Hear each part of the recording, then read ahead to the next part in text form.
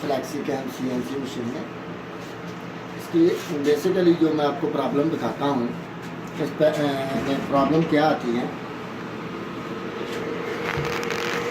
इसकी प्रॉब्लम असल में आती है, ये जो कंट्रोलर है ये मोटरों पे लगे हुए हैं। असल में अगर आपकी मोटर ब्रेक कर रही है, मोटर ब्रेक कर देगी तो ये इसका एरर आएगा, प्रॉब्लम आएगी इसमें XYZ।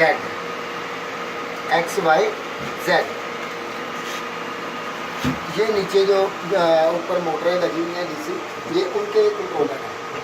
असल में प्रॉब्लम आती है जब मोटर आपकी नीचे वाली ब्रेक करेगी, हार्ड होगी या उसका बैलेंस बराबर नहीं होगा तो ये प्रॉब्लम एरर आएगा इसमें, ठीक है।